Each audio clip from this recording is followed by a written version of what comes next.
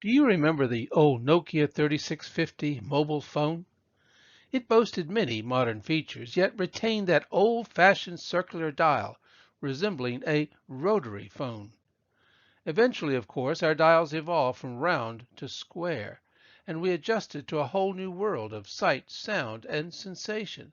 For example, pressing a new arrangement of numbers with a forefinger and then two thumbs, instead of slowly spinning a wheel.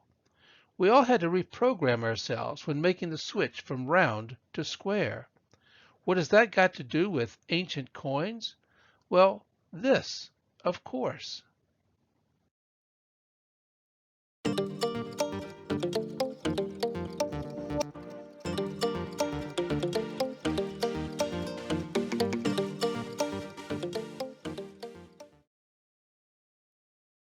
Over the past 26 centuries or so, most of the world's coins have been round.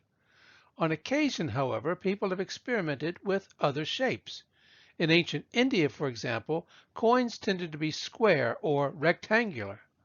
While these coins could not easily roll away to be recovered and studied in modern times, many have survived by hiding away in hoards.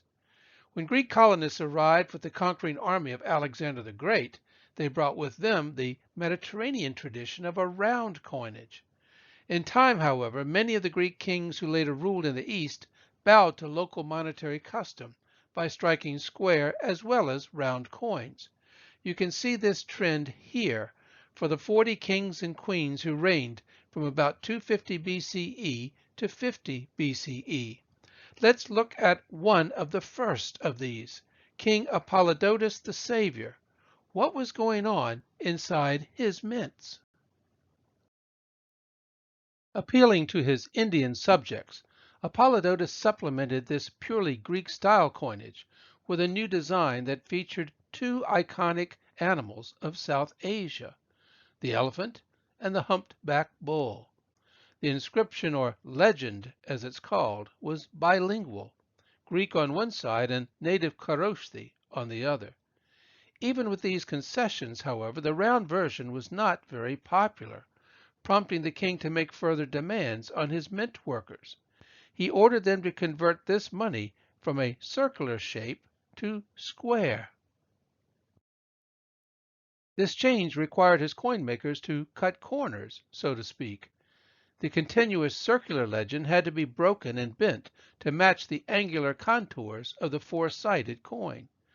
Turning those corners gives us a fascinating glimpse into the minds and methods of ancient mint workers, an insight revealed to us through the researches of cognitive numismatics, a way of studying coins discussed in other videos on this channel.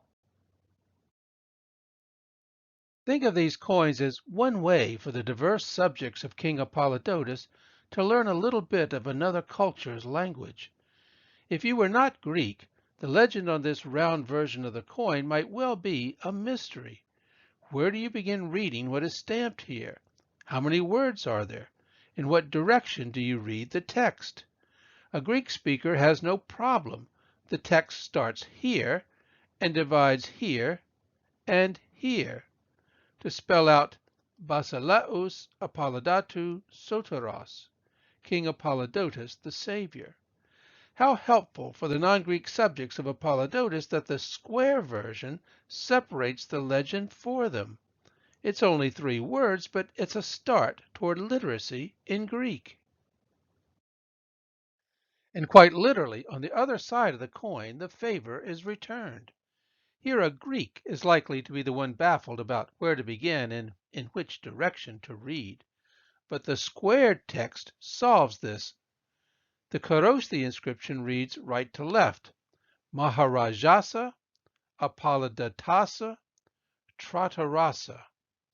It is much easier now to recognize this as an Indian translation of the 3-word Greek legend because it now divides the heretofore continuous lettering on the earlier coin.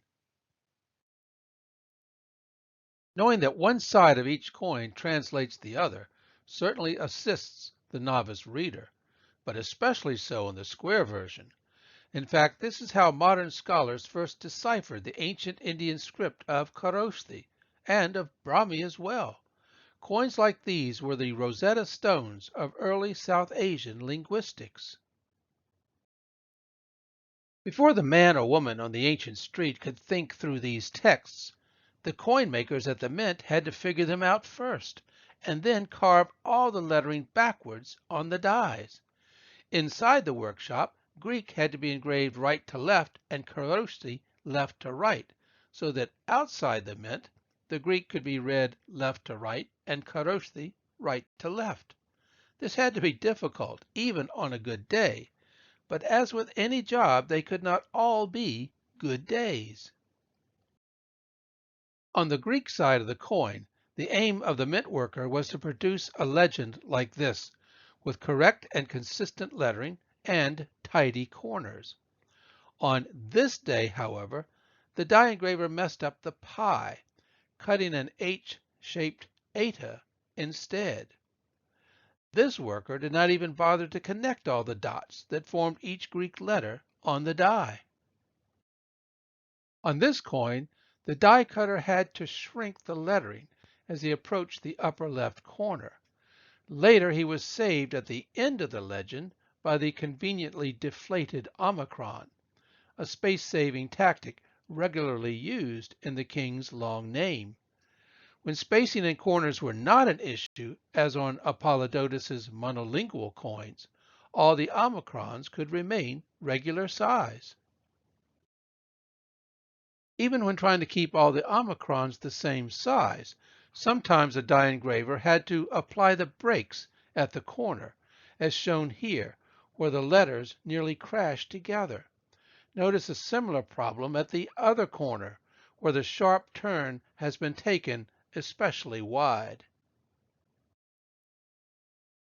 On the reverse of Apollodotus's coins, the Kharosthi script required only 15 letters, considerably fewer than the 26 Greek letters on the obverse. This difference alleviated the spacing issue for the reverse, and yet sometimes the die engraver had to improvise at the corners. Note here the oversized letter Sa compared to the same letter here and here. The expanded Sa corrects the appearance of the upper left turn. You really have to admire the ingenuity of these anonymous manufacturers of an ancient king's money. Let's close with an interesting example found on a coin minted for a contemporary of Apollodotus, a man named Menander. He too struck square as well as round money, and thus his workers had to negotiate all those new corners on coins. When the king's name was placed on the right instead of the top, it was difficult to square the legend here without stretching the lettering for Soteros and squeezing the name Menander. One means of widening the top of the box was to shift the word Soteros over, thus changing one corner, but not yet the other. Alternatively, engravers adapted the other corner, but with the letter mu, M, too small for the rest of the king's name. It's a cognitive numismatist's dream to watch these ancient minds at work. Which brings us to this, a fascinating attempt to turn both corners with what appear to be two sets of doubled sigmas, one pair side by side and the other pair facing. This certainly helped those inside the mint to square the legend aesthetically, but what did this do for the poor people outside the mint trying to learn a little Greek? This legend is not nearly as easy to sort out as the one on the coins of Apollodotus, and do not get me started on what was happening on this coin of Menander. Someone inside the mint was either seriously impaired or they were quite unready to handle a bit of Greek on the straightaways, much less around the corners. From round to square, it has made a difference in our daily life, as it did also among the Indians and Greeks many centuries ago. I'm Dr. Frank L. Holt, inviting you to think like a cognitive numismatist whenever you ponder the mysteries of money. And while you're at it, please join the subscribers to this channel. Thank you.